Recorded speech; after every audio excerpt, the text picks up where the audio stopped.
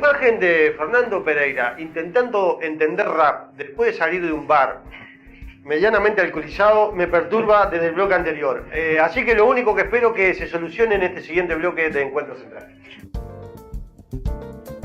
Usted no sabe lo que estoy disfrutando, ello de particularmente lo que es el diálogo en la tanda, ¿no? En la pausa, hablando del tema de las redes sociales, decíamos antes de la pausa precisamente de focalizar en aquellos grandes temas que son verdaderamente importantes. Permítanme contarles una anécdota relacionada a un tema que yo creo que es muy importante. El otro día hablando en la radio con el director regional de la UTEC en Fraiventos, donde se encuentra el Anglo, allí ese hermosísimo lugar, mire lo que decía. Es obvio que muchos estudiantes de Mercedes, de Durazno, de Artigas van ahí, pero nunca se me hubiese ocurrido que estudiantes de Montevideo fueran a estudiar a Fraiventos. Dieron vuelta el mapa. Ahora las encomiendas no la van a buscar a Tres Cruces los muchachos del interior, la van a buscar los de Montevideo. Son 10 muchachos que están estudiando en la UTEC de Fraiventos. Es un ejemplo interesantísimo por la descentralización, por lo que significa. Obviamente no viajan todos los días, ¿no? No, claro. Se han instalado allí, pero los fines de semana al revés, bajan a la capital, como decía el querido Pablo Estrabín, ¿no? Y me parece que es un ejemplo interesantísimo de dónde poner el foco en un tema importante. Lo tiro y lo dejo sobre la mesa. Sí, yo parto de la base que en Uruguay tiene 3 discusiones para dar y las 3 son difíciles. Una es cuál va a ser la matriz productiva nacional en un mundo competitivo y donde el trabajo cambia. Esta es esencial si queremos tener trabajo para todos. Una segunda es qué educación se precisa. En cierta medida Beatriz lo insinuaba. Hoy un niño de 4 años sabe más de un sembrero que yo. Y eso en la historia de la humanidad no ha pasado. No pasó nunca hasta ahora. Ahora pasa. El niño todavía no lee ni escribe, pero conoce sus aplicaciones, mira su video, entra a los programas que quiere entrar. Bueno, este es un segundo capítulo. ¿Qué educación precisa el Uruguay? Y debería ser un tema de Estado, ¿no? Un tema de toda la sociedad uruguaya. Y un tercero, cómo se inserta internacionalmente el Uruguay, que es una discusión permanente, difícil, compleja, ideológica si se quiere, pero que también hace a cómo vendemos los 27 millones de alimentos que construimos de más en Uruguay y además cómo le agregamos valor, ¿no? Entonces acá hay 3 puntos del debate que son de ese nuevo bar que necesitamos, porque digamos el gran cambio social y cultural que tuvo las sociedades mundiales es que la mujer fue al mercado de trabajo y esto cambió la lógica del trabajo y la cambió positivamente. Pero claro, todos nos resistimos a los cambios, ¿no? Todos, mal o bien, nos resistimos. Fíjate que para la incorporación de las mujeres en la política o del movimiento sindical se tiene que recurrir a la cuota, cosa que yo estoy de acuerdo. Y te dicen, bueno, porque las minorías, pero ¿cuál minoría? Porque podríamos hablar de una minoría y decir, bueno, las minorías tendrían que estar representadas, pero somos mitad y mitad, yo creo que hay un poco más de mujeres en Uruguay, entonces no hay minoría. Ahí el problema es cómo hacemos una sociedad donde todos logren participar en pie de igualdad. Ahora, claro, si todas las tareas del cuidado del niño, si todas las tareas del hogar van a desembocar en la mujer como trabajo no remunerado, y a veces ya está despreciado, ¿no? Cuando es el trabajo fundamental ese que decía Beatriz, digamos, no hay nada que sustituya el abrazo de una madre o de un padre en un momento de que el niño está mal, o que tiene un dolor, o que le pasa algo, que tiene fiebre. Eso no lo sustituye nadie, ninguna institucionalidad. Entonces, recobrar estos valores y pensar estos 3 aspectos, que son, yo creo que el mínimo común que podríamos acercar en toda la sociedad, bueno, eso sería diálogo social. Yo lo interpreto de esa manera. Después podrán entrar el trabajo, después podrán, que es fundamental para la centralidad, después podrán entrar otros temas, pero encontrar algunas claves de desarrollo es absolutamente... Vamos a hablar del trabajo en el próximo bloque. Fernando, ¿qué opina Sturm? ¿Está de acuerdo con esto? Sí, creo que también en el Uruguay, como en el mundo, hay un tema espiritual de fondo. Espiritual no lo digo solamente religioso, que es un poco el sentido de la vida. Uno descubre en uno de los temas que planteaba Fernando en el bloque anterior, el tema de la pobreza. El tema de la pobreza es multicausal y también exige como un abordaje, digamos, multidisciplinario. Pero una de las cosas fundamentales es darle que la persona se sienta digna y capaz de salir por sí mismo, obviamente con elementos que de toda la sociedad se le puede dar.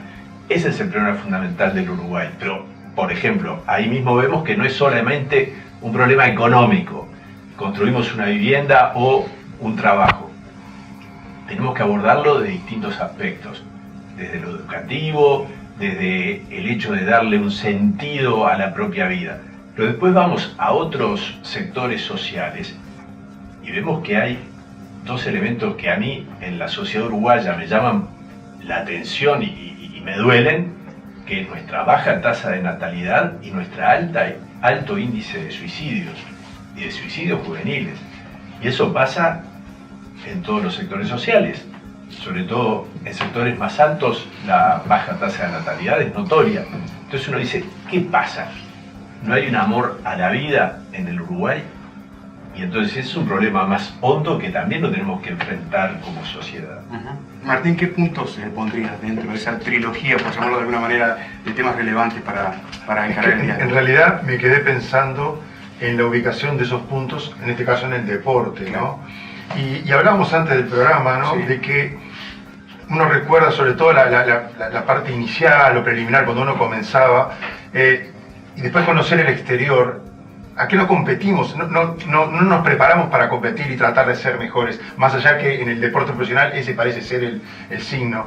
En realidad acá competir contra la vida, usás el deporte para sobrevivir, luchás para vivir, luchás para salir adelante.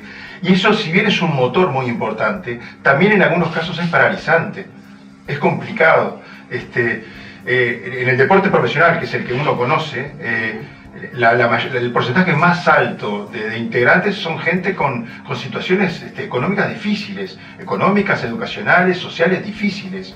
Y tienen que luchar además con todo eso, no es que tienen solamente que pelear con una pelota contra un rival, ¿no? Entonces también ese es un aspecto, ¿no? Tomando en cuenta que el deporte, en este caso el fútbol, ocupa en nuestro país hace poco la Sociedad de Ciencias Sociales, perdón, la Facultad de Ciencias Sociales y la Facultad de Psicología hicieron un estudio, el lugar que ocupa el deporte, y ocupa un lugar mucho más importante que la política o que incluso que la salud. Realmente el fútbol, o el deporte en este caso, ocupa un lugar muy importante en nuestra sociedad. Por eso es muy importante que le podamos dar un marco, un orden, una disciplina, una ética, o no perderlo. Si lo tiene o lo está obteniendo hoy día, no perderlo. Claro, pero lo ves también como un facilitador del diálogo. Yo creo que sí, claro. Yo creo que sí. Siempre lo ha sido. Sí. Juan, ¿cómo ves esos puntos que mencionaban el resto de tus contertulios en el día de hoy?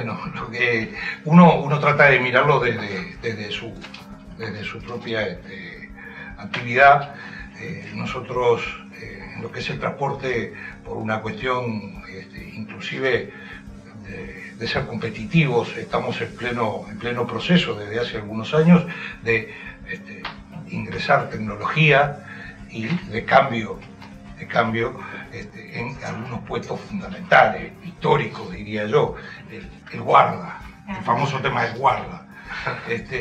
Lo que tenemos que tratar de hacer es ir viendo, o sea, eso es una muestra, una muy pequeña muestra, pero llevado desde la empresa al resto, a la realidad de todos, es tratar de ver de qué manera podemos ir eliminando incertidumbre. Lo peor que puede tener, lo peor que me parece una de las cosas peores que puede haber en una casa, en la mesa de una casa, en ese lugar donde están los padres, los hijos, es la incertidumbre del trabajo de quien lo genera en la casa. Y nosotros estamos tratando de ver de qué manera se pueden crear nuevos puestos de trabajo. O sea,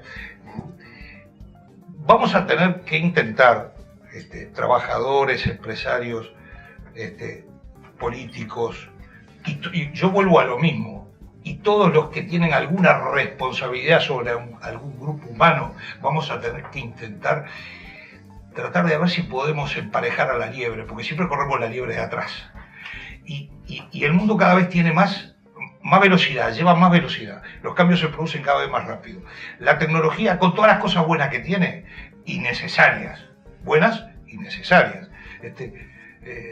va generando algunas cosas, como, por ejemplo, que desaparezcan algunas actividades médicas, que al final una computadora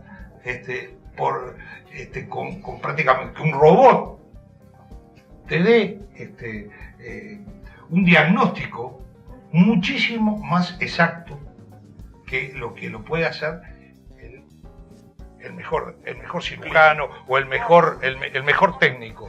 Entonces tenemos que tratar de ver si nos podemos poner, ya que tenemos muchas veces la dificultad de ser pocos, también podemos tener la ventaja de que siendo pocos podemos ponernos a emparejar esa carrera de que está bien, el mundo corre. La tecnología creo que en algún momento nos distrae, nos distrae y distrae algunas cosas fundamentales de esa unión de la familia, ¿no? Lo que vemos siempre. Lo que creo que tenemos que hacer es justamente pelear para que esos puestos vayan apareciendo y la incertidumbre pueda generar más tranquilidad, justamente en aquellos que están en un puesto dentro de la sociedad o en un lugar dentro de la sociedad que deciden tener, porque no es que hay menos natalidad de casualidad, porque deciden no tener más hijos, por las dudas, porque no saben dentro de 3, 4, 5 años qué puede pasar. Esa incertidumbre tiene muchas consecuencias que no nos damos cuenta ahora, pero que la pensamos. Sí, sí. A modo de resumen, si me permite, casi todos han hablado de estos temas, e insisto, en situaciones puertas adentro, ¿no? En nuestros hogares. Te dejo para cerrar actividad. Sí, a mí me parece que todos estos elementos que estuvimos conversando han tenido una repercusión muy fuerte dentro de los hogares, muy fuerte. Desde es verdad, el ingreso de la mujer al mercado laboral en forma sostenida, en forma importante, no solo numéricamente, sino también de desafíos. Hoy las mujeres estamos en rubros que antes era inimaginable, lo que ha convertido esto realmente en una revolución, ha traído en las relaciones internas de los hogares también esa necesidad de una democracia diferente. ¿Por qué digo esto? Y a mí me gusta mucho cómo Fernando plantea este tema, porque por momentos sentíamos que las mujeres, y la mujer salió a trabajar y bueno, de ahí como que vino el hecatombe, ¿no? Es un desastre, y cuando en realidad uno siente como con el tiempo las cosas se van acomodando. Y yo siempre digo, así como las mujeres nos perdíamos muchas cosas desde el punto de vista del desarrollo laboral, había papás que se perdían ese momento mágico de cambiarle el pañal a un hijo porque no estaba bien visto, y de mirarlo a los ojos. Es un momento único. Chao. Y no era bien visto. Había padres que no daban las mamaderas, pero padres ni mamaderas, ni quedarse de noche. O quedarse de noche. Hoy no hay ningún problema, los papás los llevan a la escuela, van a las comisiones. Entonces digo, se va dando también en el entorno familiar un cambio en las relaciones que lleva tiempo, sin lugar a dudas, pero que tiene que ver con el desarrollo personal de cada uno. ¿Qué es uno de los temas que por lo menos hace mucho tiempo nos preocupa?